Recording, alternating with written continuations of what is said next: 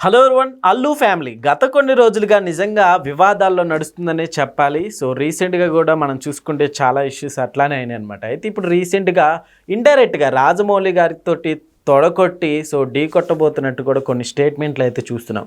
దీని గురించి ఒకసారి వివరణ తీసుకునే ప్రయత్నం అయితే చేద్దాం. ప్రస్తుతం మనతో సినీ క్రిటిక్ జగదేవ్ ఉన్నారు, వెల్కమ్ చెప్దాం. Hello sir. Yes sir. అయితే ఇప్పుడు నిజంగా అల్లు ఫ్యామిలీ వాళ్ళు రాజమౌళి గారితో ఢీ కొట్టబోతున్నారా సార్? ఏంటిది, ఇందులో ఎంతవరకు నిజం ఉంది? మీరు భలే అడుగుతారండి. ఢీ కొట్టబోతున్నారా? ఏదో సినిమాలో బ్రహ్మానందం గారు కెమెరామెన్ గంగతో రాంబాబు దేనికైనా సై అంటున్నా ఇలియానా అని అంటాడు. అంటే పవన్ కళ్యాణ్ ఒకటి పీకి అక్కడ నేనేం రాసింది నువ్వేం చదువుతున్నావు అన్నట్టు మీరు ఢీ కొట్టబోతున్నట్టు అదే గుర్తొచ్చింది. వాస్తవానికి గీతా ఆర్ట్స్ అంటే అల్లు రామలింగ పద్మశ్రీ అల్లు రామలింగ గారు సమర్పించి గీతా ఆర్ట్స్ అని మనం ఆయన బ్యానర్ సినిమాలు వస్తుంటాయి. అయితే గీతా ఆర్ట్స్ వాళ్ళు మహాభారతం సంబంధించిన ప్రీ ప్రొడక్షన్ వర్క్ చేస్తున్నారంట. సో ఇది ఫిల్మ్ నగర్ సమాచారం ప్రకారం బయటికి పొక్కింది. సో గీతా ఆర్ట్స్ వాళ్ళు ఏంటి మహాభారతం మీద చేయబోతున్నారా అంటే చిన్న బ్యానర్ ఏం కాదు. గీతా ఆర్ట్స్ అంటే one of the biggest banner in India ప్రస్తుతానికి. ఎందుకంటే మనం పాన్ ఇండియా లెవెల్కి వెళ్ళిపోయాం కాబట్టి, ఇండియన్ సినిమాగా మారింది కాబట్టి. సరే, గీతా ఆర్ట్స్ వాళ్ళు చేస్తున్నారంటే గతంలో రాజమౌళి గారు మహాభారతానికి మించిన స్క్రిప్ట్ కానీ మహాభారతానికి మించిన కథను కానీ నేను ఎంతవరకు చూడలేదు, వినలేదు. మనం ఏ కథను తీసుకున్నా దేని బేస్ చేసుకున్నా మహాభారతం నుంచి సంగ్రహించుకున్నదే అనేది రాజమౌళి గారి యొక్క ప్రగాఢ విశ్వాసం. సో ఎవరైనా సరే మీరు ఏ ఎలిమెంట్ చూడండి, ఏ కాన్సెప్ట్ చూడండి, ఖచ్చితంగా దాని యొక్క మూలం మహాభారతం నుంచి ఉంటుంది. ఆ కథ ఏదైనా కానీ. సో అంత గొప్ప స్క్రిప్ట్ ఇంకా నభూతో నా భవిష్యత్ అనమాట. అట్లాంటి మహాభారతాన్ని చాలామంది చాలా రకాలుగా సీరియల్గా తీశారు, సినిమాలుగా తీశారు. కొంతమంది కొన్ని పర్వాలని తీసుకున్నారు. సభా పర్వము, అరణ్య పర్వము, లేదంటే విరాట పర్వము. విరాట పర్వాన్ని మళ్ళీ చాలామంది చాలా రకాలుగా చూపించారు. సో ఎన్టీఆర్ లాంటి గొప్ప దర్శకులు కూడా కొన్ని పిక్చర్లు చేయాల్సి వచ్చింది. అందులో క్యారెక్టర్లు మళ్ళీ శ్రీకృష్ణ పాండవీయం అని, తర్వాత దానవీర సూరకర్ణ అని, ఇంకా చాలా ఉన్నాయి, కృష్ణార్జున యుద్ధం అని, రకరకాలుగా వచ్చే సినిమాలు. అయితే దీన్ని ఫుల్ ఫ్లెడ్జ్డ్గా తీయాలి. ఒక అవసరమైతే ఐదు దాన్ని ఏమంటారు సీజన్లా, లేకపోతే 5 ఎపిసోడ్స్, 5 పార్ట్లు గాను, 5 భాగాలు గాను, 6 భాగాలు గాను ఎందుకంటే చాలా చాలా పెద్ద వ్యాస్ట్ సబ్జెక్ట్ అది మహాభారతం అనేది. ఎందుకంటే ఒక్కొక్క పాత్ర ఇంట్రడక్షన్కే నాకు తెలిసి ఒక 2 సినిమాలు అయిపోతాయి, 2 భాగాలు అయిపోతాయి ఒక్కొక్క పాత్ర ఇంట్రడక్షన్కే. అందులో రాజమౌళి లాంటి దర్శకులు పట్టుకున్నాడంటే జక్కన్న, పేరే జక్కన్న, పెర్ఫెక్షనిస్ట్. ఇప్పుడు బాహుబలి 2 భాగాలు కలిపి ఎన్నేళ్ళు తీశారండి? ఎన్నేళ్ళు తీశారు? 5 years. దాంట్లో స్టోరీ చెప్పుకోవాలంటే సింపుల్గా 2 ముక్కల్లో చెప్పచ్చు. కానీ ఎంత బాగా ఎలివేట్ చేశాడు, ఎంత బాగా చూపించాడు. బాహుబలి ఇది ఇండియన్ సినిమా, దట్టు ఒక తెలుగువాడి సినిమా. ఎలా కళ్ళు అప్పగించి చూశారుగా. ఎట్లాంటి నిజంగా అంటే చూసిన తర్వాత ఏముంది, కానీ ఆ థాట్ ప్రాసెస్ చూసారు సార్. మహాభారతం అంటేనే అసలు ఎలాంటి కాస్టింగ్ కావచ్చు తీసుకుంటారు. అలాంటి బాహుబలికి అలాగైతే మహాభారతంలో హేమీలు ఒక్కొక్క పాత్ర మరి ఇంకా చెప్పలేం, అద్భుతం అనమాట. భీష్ముడు ఫస్ట్ చెప్పగానే భీష్ముడు పేరు చెప్తారు కదా. తర్వాత పాండవుల్లో 5 సూపర్ స్టార్లలో, ధర్మరాజు, భీముడు, అర్జునుడు, నకులు, సహదేవుడు. అన్నిటికీ మించిన హైలైట్ ఏంటంటే శ్రీకృష్ణ పరమాత్ముడు. భగవంతుడు ఎన్ని అవతారాలు ఎత్తినా the one and only Krishna అవతారంలో మాత్రమే నేనే అన్ని, నేనే సర్వం, నేనే ఆది, నేనే అంతం అని చెప్పిన ఏకైక అవతారం కృష్ణ అవతారం. సో ఇంక దాన్ని ఇంకెలా చూపించగలగాలి?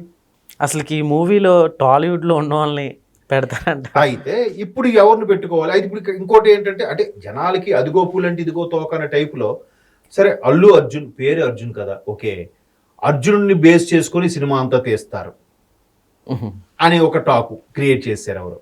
అల్లు అర్జున్ పేరు అర్జున్ కాబట్టి అర్జునుడిగా అల్లు అర్జున్ పెడతారు.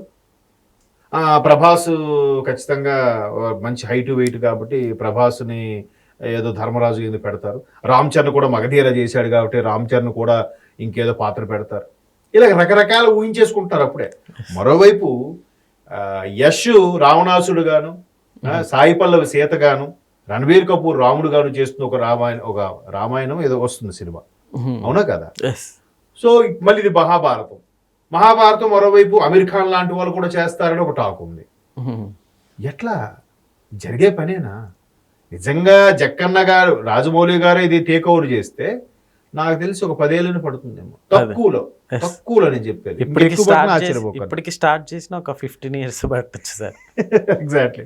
అంటే ఒక పార్ట్ తీయడానికి ఇప్పటికి స్టార్ట్ చేసిన 2 ఏళ్ళు కనీసం. ఆయన మామూలుగా ఇప్పుడు మహేష్ బాబు సినిమానే 2027 అంటున్నాడు ఆయన. 26 కూడా కాదంట, 27 అంట. అది మామూలుగా కల్పిత పాత్రలు, బట్ ఇక్కడ ఉన్నది ఉన్నట్టుగా తీయాలి, చెప్పాలి. ఏది వ్యాస భగవానుడు చెప్తున్నప్పుడు వినాయకుడు రచించిన మహాభారతం తీయాలి, ఎన్ని రిఫర్ చేయాలి కదా? చెప్పాను కదా, ఒక్కొక్క భాగమే ఎన్నో చేయొచ్చు, ఒక్కొక్క పర్వమే నాకు 4-5 భాగాలు వస్తాయి. అటువంటి 18 పర్వాలంట ఎంత సినిమా, ఎన్ని క్యారెక్టర్లు, కర్ణుడు, దుర్యోధనుడు, శకుని, భీష్ముడు, పాండవులు, కృపాచార్యుడు, ద్రోణాచార్యుడు, అశ్వత్థామ, ఎన్ని అసలు లిస్టు చెప్పుకుంటూ పోతే మెయిన్ క్యారెక్టర్లు 100 ఉంటాయి. ఇటు కుంతీదేవి, మాద్రి, గాంధారి, ఫిమేల్లో కూడా. అంటే ఇవన్నీ మాట్లాడుకోవడానికి ఎంత టైం పడుతుంటే జస్ట్ అవుట్లైన్గా సినిమా అంటే. ఇప్పుడు టాక్ ఏంటంటే నిజంగా రాజమౌళి అనుకున్న సినిమా కాబట్టి గీతా ఆర్ట్స్ వాళ్ళు ముందుకు వచ్చారు కాబట్టి రాజమౌళి గారికే డైరెక్షన్ చేయమని అడుగుతారా, లేదా రాజమౌళి గారి కాన్సెప్ట్ వేరే థాట్ ప్రాసెస్ ఉంది కాబట్టి గీతా ఆర్ట్స్ వాళ్ళు already pre production work start చేస్తున్నారు కాబట్టి దాని మీద స్క్రిప్ట్ వర్క్ అంతా రాసుకోవడం వల్ల అది చేయడమా అని మాటలు సమాలోచనలు మల్లగుల్లాలు పడుతున్నారు కాబట్టి వేరే దర్శకుడిని ఎవరైనా చూజ్ చేసుకుంటారా, లేదా మహాభారతం కథతో అల్లు అర్జున్ బేస్ చేసుకొని ఎక్కువగా అర్జునుడు పాత్రను బేస్ చేసుకొని ఒక రకమైన మహాభారతం ఎందుకంటే అర్జునుడు కూడా ఏదో ఉంది ఒక కథ, అంటే ధర్మరాజుతోనూ భీముడితోనూ ద్రౌపదికి ఉన్నప్పుడు అర్జునుడు అనుకోకుండా ఎవరో ఒక భేద బ్రాహ్మణుడు ఇబ్బందుల్లో ఉన్నాడని ధనుర్బాణాల కోసం లోపలికి వెళ్ళిపోతాడు వాళ్ళిద్దరూ ఏకాంతంగా ఉన్నప్పుడు. అలా ఒకరితో ఉన్నప్పుడు ఇంకోళ్ళు వెళ్ళకూడదు, ఏదో అది తప్పు కాబట్టి సరే దాని ప్రాయశ్చితంగా కొన్ని క్షేత్రాలు దర్శించుకొని వస్తాడు, భారతదేశంలో అన్ని క్షేత్రాలు. సో అదొక్కటి స్టోరీ కూడా తీసుకోవచ్చు అర్జునుడి మీద. గతంలో చాలా దాని మీద సినిమాలు కూడా వచ్చాయి. సో అట్లాగే ఏమైనా తీస్తారా అనే రకరకాల ఆలోచనలే తప్ప ఇది జరిగే పని కాదు నా అభిప్రాయం అయితే. మేబీ మహాభారతం అని టైటిల్ పెడతారేమో, దాన్ని ప్రస్తుతం సోషల్ ఎలిమెంట్తో ఈక్వల్గా ఏదో చేసి తీస్తారేమో, అంతే కదా. ప్రతీది కూడా ఇప్పుడు అంతెందుకండి, కేవలం శశిరేఖ పరిణయం అనే కాన్సెప్ట్ని ఎన్ని తీశారు. మాయాబజార్ ఎలాంటి సినిమా, తెలుగువాడు గర్వించదగ్గ సినిమాల్లో మాయాబజార్ ఎప్పుడు మొదటి వరుసలో ఉంటుంది. కేవీ రెడ్డి గారి సినిమా, ఎన్టీఆర్ గారు కృష్ణుడుగాను, అభిమన్యుడుగా నాగేశ్వరరావు గారు చేసింది. ఆ మాయాబజార్ కూడా చాలా వచ్చాయి. తర్వాత దాసనారాయణరావు గారు తీశారు, ఘటోత్కచుడు దాసనారాయణరావు గారు యాక్ట్ చేశారు, కృష్ణుడుగా నాగేశ్వరరావు గారు యాక్ట్ చేశారు, అభిమన్యుడిగా సుమనం, ఆమని వాళ్ళు చేశారు శశిరేఖగా. సో మళ్ళీ శశిరేఖ పరిణయంలో చాలా సినిమాలు వచ్చాయి మళ్ళీ. సో అందుకే మహాభారతం అనేది తీయాలనేది డ్రీమ్గానే ఉండిపోతుంది అనుకుంటున్నాను తప్ప సఫలీకృతం కాదు. అందులో జక్కన్న గారు లాంటి దర్శకులతో ఇంకా ఇంపాసిబుల్.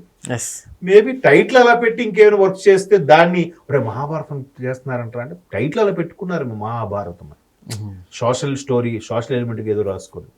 బట్ మనకు క్లారిటీ లేదు.